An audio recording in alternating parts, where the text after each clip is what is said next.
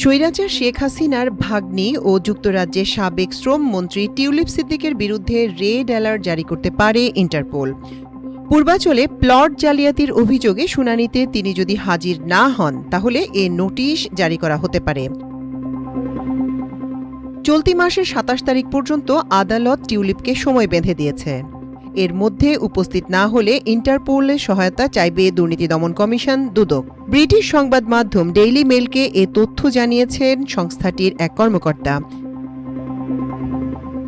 টিউলিপের বিরুদ্ধে ইন্টারপোলের red alert জারির আবেদন করা হতে পারে জানিয়ে দুদকের ওই কর্মকর্তা বলেছেন, যদি অভিযুক্ত টিউলিপ না আসেন এবং আদালতে আত্মসমর্পণ না করেন তাহলে দুদক বাংলাদেশ পুলিশ ও স্বরাষ্ট্র মন্ত্রণালয়ের মাধ্যমে ইন্টারপোলের সহায়তা নেবে।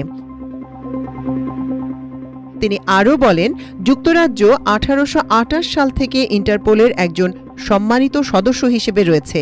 যেহেতু অভিযুক্ত অনুপস্থিত, তাই তাকে একজন পলাতক আসামি হিসেবে বিবেচনা করা হবে।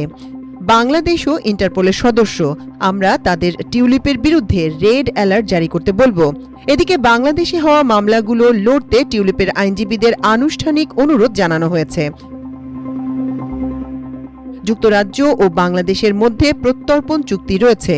যুক্তরাজ্যে 2B প্রত্যর্পণ তালিকায় রয়েছে বাংলাদেশের নাম, যার অর্থ তার প্রত্যর্পণের বিষয়ে কোনো সিদ্ধান্ত নেয়ার আগে মন্ত্রী ও বিচারকদের স্পষ্ট প্রমাণ দিতে হবে, আর প্রমাণ পেলে তাকে বিচারের মুখোমুখি করতে প্রত্যর্পণ করা হতে পারে।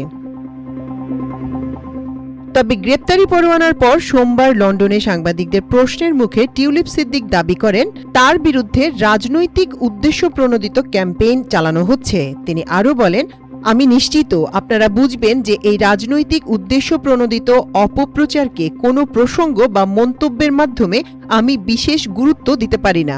এটা পুরোপুরি আমাকে হয়রানি করার জন্য রাজনৈতিক উদ্দেশ্য প্রণোদিত অপপ্রচার। এমন কোনো প্রমাণ নেই যে আমি ভুল কিছু করেছি। মাল্টিমিডিয়া ডেস্ক, আমার দেশ।